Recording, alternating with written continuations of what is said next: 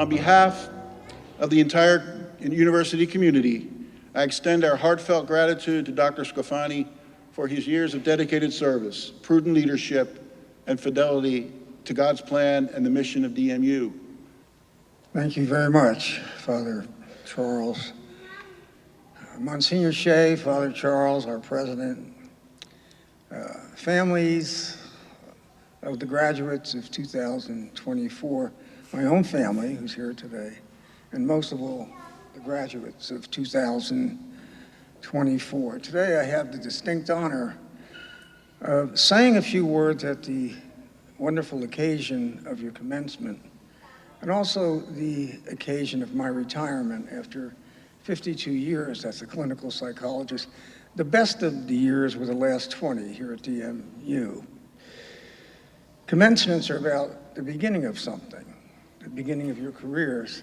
Retirements are about the ending of a career. Something begins, something ends. But if you look at it, they're actually two sides of the same coin. Every beginning implies that something else is ending, and every ending means that there's something new yet to come. As Christians, we see the world as a series of commencements. And even at the end of life, there's still a great and grand commencement yet to come to spend eternity with the Lord. What a beautiful way to see the world. I today would like a few minutes, maybe a few more than just a few minutes, to say some things that I hope would be memorable to you. I would like to reverse the formula and talk about some of my own beginnings and how I got to where I am as I stand here today, and hopefully plant some seeds for your commencement. So if you'll please bear with me. I was born in 1940s. At the beginning of the World War II. It was a dark time in history. The world was at war. People wouldn't be sure how that would come out. My parents had been immigrants from southern Italy, a very poor part of Italy. They came with just a few years of education. They only had about 3 years of elementary school education. And in those days, it was the custom to pull young people out of school and start them in the trades. So even as a child, my mother began as a seamstress, my dad as a cobbler. And then they came through Ellis Island. Everyone knows stories like that. And they worked in the heavy industries in America. And they settled in the middle of a large city, which in those days was referred to as a Little Italy. We lived in a basement apartment next to these huge furnaces that heated the whole apartment. And they had very little to give us, as you might imagine. But the one thing that they could give us of great value was our faith. They had a fervent belief that if we carried our faith with us, then anything in our lives, the good times, but also the hard times, would somehow make sense. And they were right. That was a great way to get launched. Somehow they found the means to send us to this little Catholic school at the edge of the inner city in those days. The whole city was divided up into fiefdoms. There's Italians and Irish people and African American people and Jewish people and Portuguese people, everything you can think of. And they all went to work at the end of the day together, even though they lived in separate sectors, doing what we would call today the menial jobs. And at this Catholic school, these offsprings of these very poor people got the very, very best education that money could buy. We had this order of young nuns that were of Irish descent, actually, teaching these young Italian kids and Irish kids and African American kids really the best of elementary school education you could imagine in that place and that time. We also had young priests coming back from World War II who had been chaplains and seen a great deal. And so it was a phenomenon. It was something I'm not sure exists anywhere in the world today. But to us, it was a godsend. And the proof of that was that through the kindness and the encouragement of these young nuns, many of us wound up in universities. Now, if you were an inner city kid, the best you could do was go to a university that was local and you could day hop to it. It would take us, about an hour and a half on city buses to go way out into the suburbs. I went to a place called Seton Hall University. And in those days, the universities, the Catholic universities, were top universities. They were hard to get into and difficult to get through. And you had to minor in philosophy and theology besides your major. So that at the end of my 4th year, I was a Thomist. I saw the world through the lenses of St. Augustine and St. Thomas Aquinas. And that was important then because we had seen the darkness of the world, and their way of seeing the world brought light and it brought hope. And the way they saw the human person brought the greatest amount of hope, that every person, no matter their circumstances, was made in the image and likeness of God. And so that's who we were, and that's what our lens was. My big problem in those days was finding the tuition to get through school. It may not seem much to anyone today, but it was about $1,000 a year to get through university. And my parents' combined earnings was about $3,000 a year, so there was no way they could help us very much. So at the end of my first year, I had saved enough money to finish my first year of college, but I was completely out of money. And the best you could do in those days was get kind of a heavy labor job, a manual labor. And my other 5 friends who were at university with me all got hired, but they wouldn't hire me for obvious reasons. Why in manual labor would you hire a person without 2 fully developed hands when you could hire someone with 2 hands? So there I was, and I was stuck. How would I go on? How could I possibly go on? And I remember sitting in front of my house, kind of puzzling this out. I wasn't bitter, because that's just the way life was. There was no such thing as entitlement in those days. Rather, there was gratitude. You were glad if you got anything. And I was puzzling and kind of discouraged, and along came a man that I had barely known. He lived at the end of our block, and his name was Sal Gamporti. And he stopped in front of me, and he said, "Hey, Phil, I hear you finished your first year at university." And I said, "Yeah, I did very well." He said, "Well, are you going on?" And I said, "I think not. I just can't seem to find a job." And he said, "Really?" And he mentioned all the establishments that had turned me down, and I just kind of blew it off and said they were all filled. He walked about 15 more steps, and then he turned around. And people were very frank in those days. There was no such thing as microaggressions. You said what was on your mind. And he said, "Let me ask you something. Do you think you can unload steel off the back of trucks with that hand of yours?" And I said I could. Excuse me. And he took me out. I'm sorry, didn't expect this.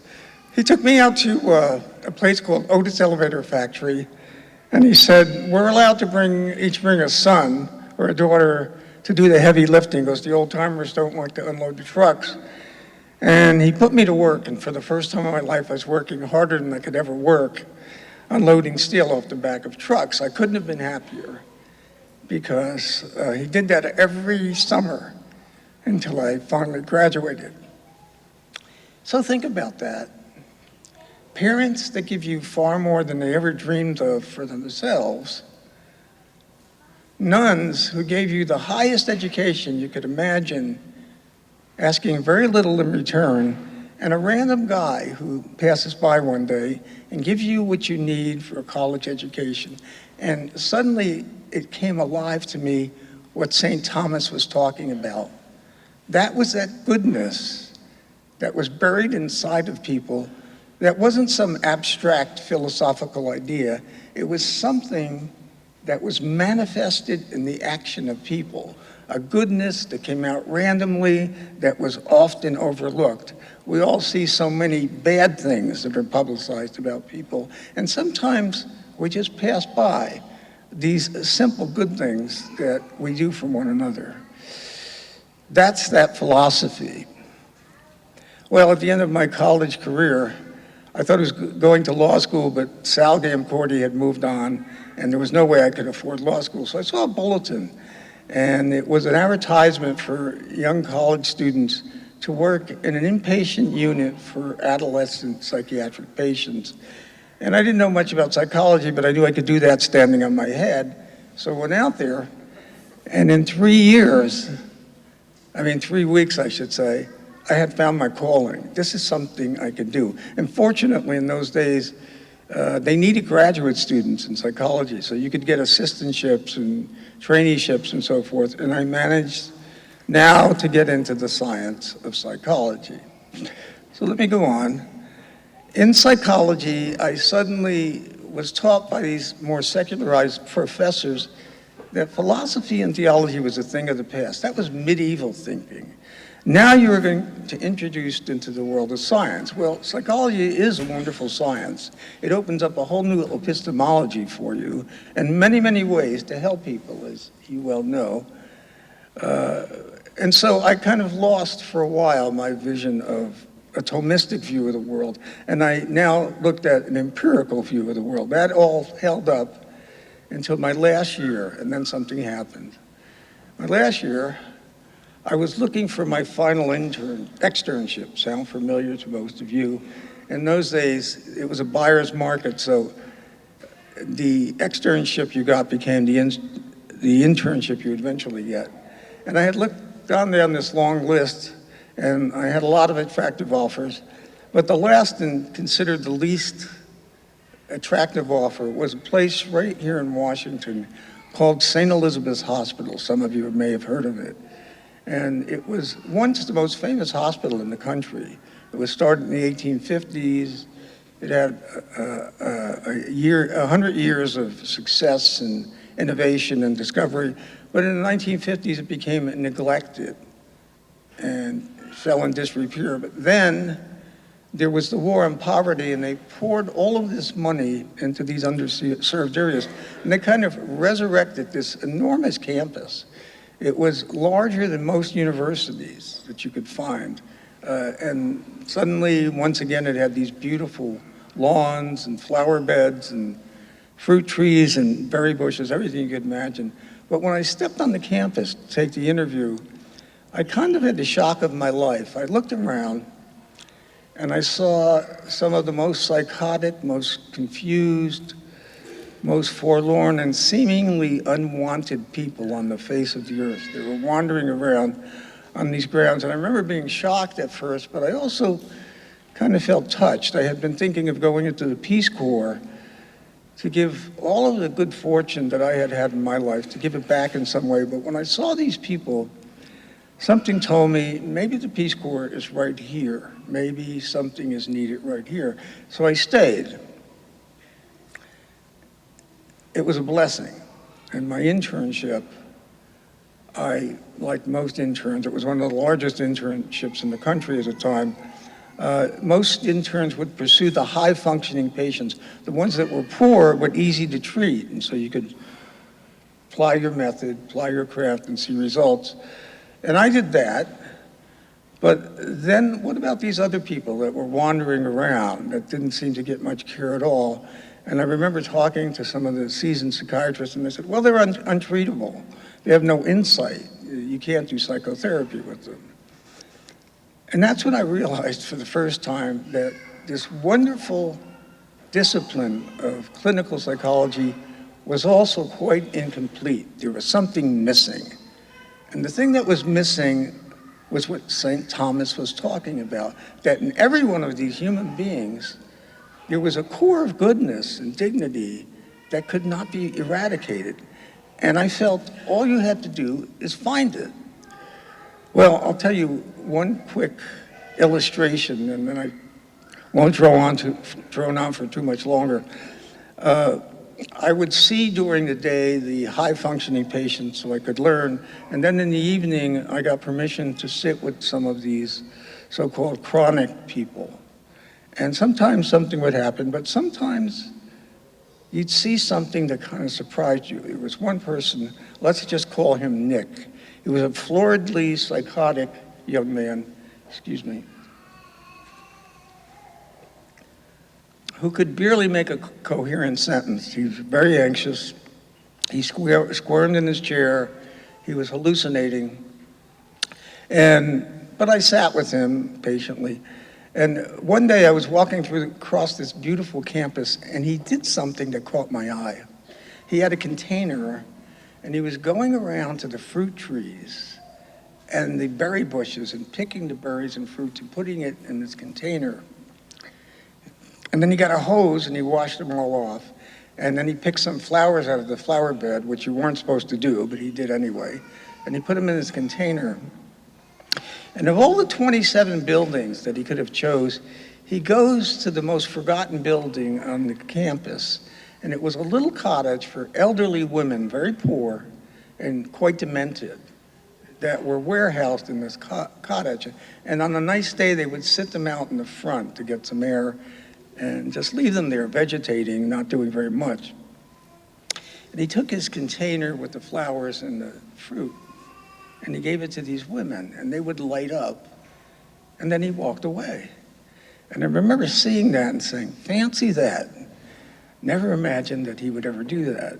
Several times later, I was passing by, and a woman had fallen from that cottage again, and I started over there. Of course, people didn't notice that she had fallen, and he sort of beat me to the punch, and he picks this woman up as gently as you would pick up your own grandmother, and he escorts her into this cottage. And then he talks to the nurse, tells her what happens, and he leaves. And I went, wow. So that night when I saw him after seeing all of my other patients, I pushed all of my incomplete psychology, so to speak, aside and said, let me just meet him where he's at. And I just looked at him and I said one thing. Today, I saw you pick up that woman and very kindly bring her into the cottage. And I stopped. And for the first time, he completely composed himself. He looked as sane as anyone in this room. He looked at me with a serious face and as lucid as the day is long, as clear and as rational as anyone in this room. He said, do you realize that they desperately need a great deal of help? And it just knocked my socks off. And in that moment, I saw a glimpse behind this blizzard of psychopathology. I saw a glimpse of that newness, that goodness, that dignity come through. Well, when you notice something good about someone, somehow they kind of pick up without a word being said that you saw something in them, and they kind of see it themselves. And I think in that moment, Nick saw it in himself. And he smiled at me. And all of a sudden, it was like a spark. A relationship was formed. We had made contact. And now I could bring in all of my psychology, and I was ready to treat. Well, I'm not going to tell you that I cured schizophrenia. That's impossible. But what I can tell you is I helped this man have a better life. 32 years later, after a full career on that campus, my good friend, William Nordling, called me. And I knew what he was up to. He and a handful of psychologists had started the Institute for Psychological Sciences. There's about a handful. It's Dr. Nordling, Dr. Sweeney, Dr. Klewicki was there, Dr. Palmer, and Dr. Muncher. And they were doing the best they can to hold this place together with rubber bands, you see. They had no funds. And he said, well, come on out. It would be low pressure, and you could just teach some students, and you could supervise. And I thought that was a good idea. Well, Dr. Nordling he's just about my best friend, and he's a wonderful, generous person. But he has one quality. He can sell snowballs to people in Alaska during the winter. And so I get to this place, and suddenly I'm steeped with twice the work that I have to pay.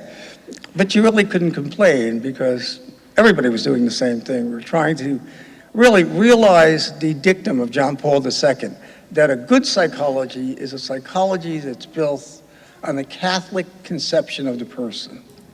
And so we were trying to paste that together with people like Dr. Vitz and some theologians like Dr. Titus, and doing it very imperfectly. Thank heavens for the Legionaries of Christ, Because if we didn't have the Legionaries of Christ, we never would have survived, these fine priests that would sponsor us and somehow get the funds to keep us going. It was Father Gill at first, and then Father John Hopkins, if you've ever met him.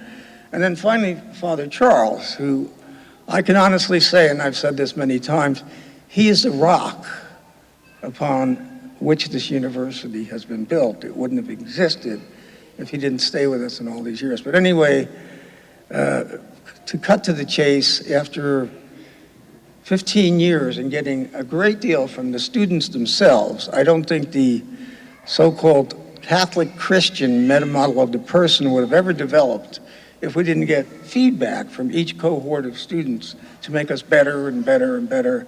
And even our students today have given us many contributions with dissertations. And now we have the meta-model. It's the volume 1 of the Catholic Christian model of the person, edited by Dr. Vitz, Dr. Nordling, and Dr. Titus. That we bequeath to you. We give that to you with strings attached, at least from my point of view. I think it has to go further. I think it's still developing. I think the next phase is to begin to write about the true application of this wonderful thinking in the practice of psychology, counseling, even spiritual direction. And so I commission you to go forward and do that in the best of your ability, each in your own way. Let me finish with this. In time, as you go through your careers, most of us will have been forgotten. I dare say by the end of your career, we will no longer exist in the mind of any living person. And I believe, because I think you will be greater than us, I believe you will be greater than us, I think you'll pass it on to more generations. But at the end of your career, you will have disappeared from the consciousness of any living person. They say that no person is remembered beyond 2 generations after their existence. Most of us remember our grandparents. Very few people can say very much about their great-grandparents. That's not what's important. What's important is that the mission goes on, because we live in a culture that desperately needs this mission. One final word. As you go on in your profession, in a few weeks, probably less, you'll see a person who approaches you and they'll be asking for help. Try something kind of like I did with Nick. Just for a moment, put your psychology aside and just meet them where they're at. And with a little bit of luck, you may just see that goodness shine through in spite of all their worry. And when you do, realize that you've just received grace. And when you contemplate it, you will see Christ. You will see Christ. Ladies and gentlemen, these are the best graduates in the entire country. They are just as competent as any other mental health graduates in our country. But they're great because they put Christ at the center of their work. God bless 2024.